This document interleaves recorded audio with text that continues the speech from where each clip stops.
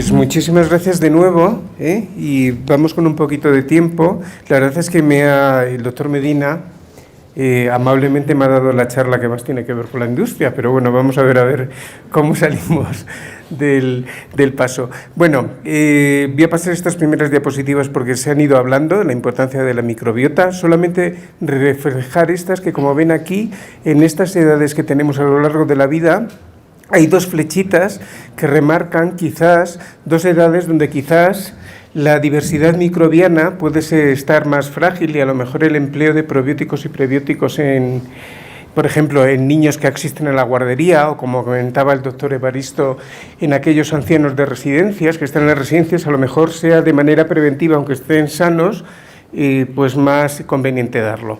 Bueno, se ha hablado varias veces de la guía de práctica clínica de la Organización Mundial de Gastroenterología, que además coordina el doctor Warner, al que no ha podido asistir por motivos familiares. Como ven aquí, hay en este caso indicaciones en patologías digestivas pediátricas, varias cepas con un nivel de evidencia 1 y 2, que son efectivas frente a diversas indicaciones, como el tratamiento de la diarrea aguda, el dolor abdominal funcional o el cólico del lactante. Esto está basado en ensayos clínicos contrastados que demuestran que una cepa o mezcla de cepas frente a placebo son eficaces para, por ejemplo, la prevención de la diarrea asociada a antibióticos, como ven aquí. Aún así, la Organización Mundial de Gastroenterología abre las puertas a nuevos preparados, como ven aquí algunos de los que están incluso en el stand, porque si hay estudios clínicos concluyentes en las nuevas revisiones, pues evidentemente cambiarán de evidencia científica. No sé si funciona esto. Sí funciona. Como ven aquí, la mayoría aunque hay muchas indicaciones con el empleo de probióticos, hemos comentado antes lo de las alergias, se habla también de enfermedades incluso infecciosas, de la obesidad que acaban de comentar, pero la mayoría de las indicaciones hoy por hoy están relacionadas con la diarrea, en principio, como ven aquí. De hecho, es quizás la patología con mayor evidencia científica que hay. El tratamiento de la diarrea aguda en la infancia, y por eso aparecen en las principales guías de práctica clínica. La recomienda la Academia Americana de Pediatría, la Organización Mundial de Gastroenterología que hemos comentado, la ESGAN, que es la Sociedad Europea de Gastroenterología Pediátrica, y la Sociedad Iberoamericana de Gastroenterología Pediátrica. La mayoría de las guías, en sus nuevas actualizaciones, dicen que hay ciertas cepas probióticas que disminuyen tanto la duración como la severidad de la diarrea en la infancia. Esto es, por ejemplo, la tabla que aparece en el grupo de trabajo de probióticos y prebióticos de la ESGAN, y dicen que hay ciertas cepas que tienen mayor evidencia científica que otras para tratar la diarrea. O esto que es de la Sociedad Ibero-Latinoamericana de Gastroenteritis Aguda, donde recomiendan que ciertas cepas probióticas pues son más eficaces que otras para ello.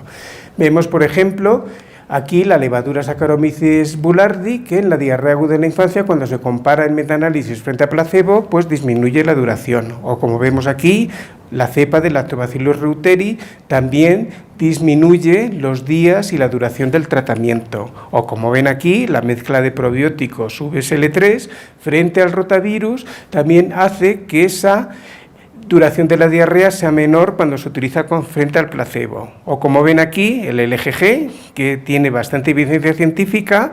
Esta diapositiva se la he puesto para que vean que no es lo mismo un agente vírico como es el rotavirus, donde parece ser que esta cepa bacteriana es más eficaz que cuando, por ejemplo, se emplea frente a otra diarrea por otro tipo de agente o desconocidos. No solamente hay probióticos, sino que muchas veces se añaden a otro tipo de elementos, por ejemplo, el zinc oral con los preparados probióticos, como ven aquí en las diapositivas, disminuye la incidencia de diarrea que cuando se emplea simplemente o el probiótico o el placebo, como ven aquí. Otra patología que se ha hablado extensamente es para dar la evidencia científica, nos sugiere que cuando los médicos mandemos un antibiótico es bueno dar un probiótico. Por ejemplo, en estudios de hace muchos años de Van der Hoef se ve aquí que en niños ingresados con neumonía ven que a un grupo se les dio, en este caso, la cepa LGG, a otro grupo se les dio un placebo y la incidencia de efecto secundario de la diarrea era muchísimo menor en aquellos pacientes que habían tomado la cepa probiótico que en aquellos que habían tomado solamente el placebo. Se utiliza, por ejemplo, en otras patologías. Hay metaanálisis que corroboran que hay ciertos preparados probióticos que son efectivos para prevenir la diarrea del viajero. Se utiliza también muchas veces para acompañar las soluciones de nutrición enteral que tienen como efecto secundario la diarrea. Y pasando aunque ya se ha hablado un poco, también existe en el intestino irritable. Esta es una diapositiva que lo único que les quiere mostrar es la diferente microbiota intestinal que tienen los niños con intestino irritable frente a los niños que no lo tienen, en los que hay un aumento de las proteobacterias, de esas bacterias malas, por así decirlo, que comentabas. Y de hecho hay estudios en niños, comentaba el ponente esta mañana al hablar del intestino irritable, que en adultos no era eficaz el LGG, pues sí que hay metaanálisis que en las síndromes del intestino irritable, bajo los criterios, en este caso Roma 3, porque eran estudios previos, sí era eficaz utilizar esta cepa. Igual que es eficaz dando la mezcla de probióticos VSL3 frente a placebo, donde a partir de las primeras semanas síntomas como el dolor abdominal, la distensión y la calidad de vida de los pacientes mejora cuando se emplean los probióticos. Un trastorno funcional digestivo propio de los lactantes es lo que todos conocemos como el cólico del lactante.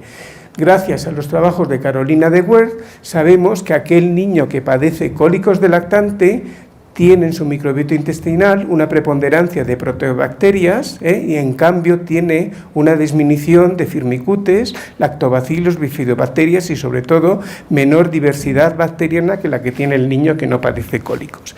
Y eso hace que se utilicen cepas probióticas.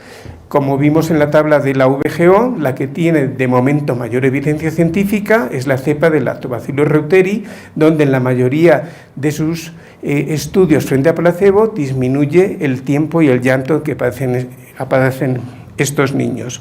Hay más estudios, esto es un trabajo que hicimos, donde ven que además del reuteri hay bastantes más cepas que tienen, y de hecho hay una que hecha con investigación española o catalana, ya no sé qué decir, donde en un ensayo clínico contrastado en 20 lactantes disminuía a los 14 días esta mezcla de probióticos frente a placebo, tanto el tiempo medio de llanto como la duración de los episodios que tenían.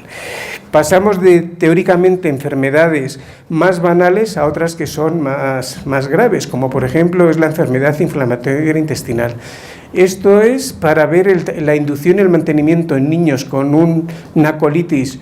En España se dice ulcerosa, aquí se dice ulcerativa por lo que he visto.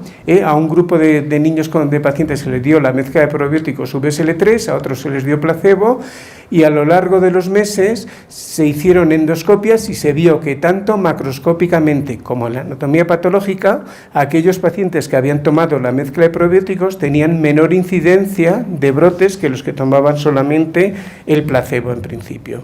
Y esta diapositiva, aunque es un trabajo en adultos, se la pongo porque, como ven aquí, esta cepa de Colin-Isle, que no está comercializada en España, aquí creo que sí, cuando se compara en principio con la mesalazina, que es un tratamiento habitual para la colitis ulcerativa o ulcerosa moderada, vemos que es exactamente igual de eficaz que la mesalazina, el tratamiento de esta cepa probiótica. ¿Qué es lo que ocurre?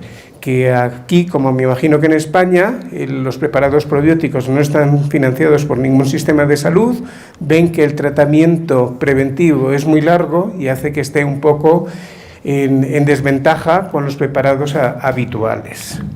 Se utilizan también, en este caso, la mezcla de VSL3 para la pouchitis, que ya lo han comentado en principio. Y hemos hablado de colitis ulcerosa, de pouchitis, pero resulta que la enfermedad donde más alterada está la microbiota, que es la enfermedad de Crohn, y que incluso hay ya biomarcadores que dicen que los brotes se pueden predecir ya que aumentan las proteobacterias y disminuyen los firmicutes, pues como ven en este En esta gráfica, precisamente, los probióticos ni en niños ni en adultos se han visto eficaces para el tratamiento de esta enfermedad, aunque como han comentado anteriormente, existen estudios precisamente con Faecalibacterium que parecen predecir que seguramente estos datos cambiarán. Se ha hablado esta mañana del Helicobacter pylori, sobre todo en pediatría. De momento, la eficacia de los probióticos es para disminuir la diarrea como efecto secundario del tratamiento erradicador, nada más.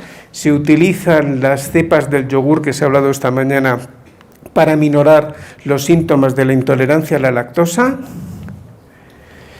Hay también preparados comerciales, fórmulas, yogures fermentados con cepas probióticas que mejoran la consistencia de las deposiciones y mejoran el estreñimiento. Este es un estudio en mujeres chinas. Esta diapositiva la pongo con conocimiento. Evidentemente, hoy por hoy la enfermedad celíaca, el único tratamiento que hay es la dieta sin gluten, pero hay grupos de investigadores potentes. En principio está el de Elena Verdú en Canadá, el de Yolanda Sanz en Valencia, en España, donde se ha visto que la microbiota intestinal de los niños celíacos es diferente a los que no son celíacos, ¿no? E incluso parece ser que en aquellos niños predispuestos genéticamente se ve que la microbiota más alterada podía servir como factor pronóstico para padecer la enfermedad. Y de todos modos, el grupo de Yolanda Sanz ha utilizado una cepa probiótica en niños recién diagnosticados de enfermedad celíaca, sin que todavía haya hecho efecto esa dieta sin gluten, donde parece ser que cuando se compara y se les da el probiótico va mejorando la microbiota intestinal y se va pareciendo más al niño que no es celíaco. Se ha hablado también de enterocolitis necrotizante. Esta quizás es la enfermedad que produzca un paradigma dentro del empleo de probióticos. Siempre hay mucho miedo de tomar bacterias vivas en pacientes como son los prematuros con una gran inmadurez inmunológica, y no se ha visto que es peligroso, sino que incluso utilizando de una manera de protocolo en las unidades de cuidados intensivos neonatales previene la enterocolitis necrotizante. De hecho, aquí en Colombia hay estudios del doctor Jaime Forero, que le han dado la mención esta mañana. Para mí es algo especial porque los estudios preliminares los presento precisamente en un workshop que organizamos en Madrid, la Sociedad de Probióticos, y como ven en la diapositiva hay una mezcla de probióticos que se dan a estos prematuros, y la incidencia de padecer enterocolitis necrotizante cuando se toma probióticos es muchísimo menor que con el grupo control, con lo cual es efectiva también la utilidad. Concluir que los probióticos pueden jugar un papel importante en las enfermedades digestivas en las que se altere el equilibrio de la microbiota, produciendo un beneficio para la salud, que tanto la eficacia como la seguridad del empleo de estos probióticos dependen del tipo de cepa o cepas empleadas, de la dosis, como se ha comentado varias veces, y de la duración del tratamiento, que quizás haya muchas patologías de las que me he referido que necesiten más ensayos clínicos contrastados, pero quizás los pediatras, los médicos, deberíamos por lo menos emplearlos mejor en patologías con gran evidencia científica, como puede ser la diarrea aguda o cuando los usamos con antibióticos. Y simplemente darle las gracias por esta segunda charla.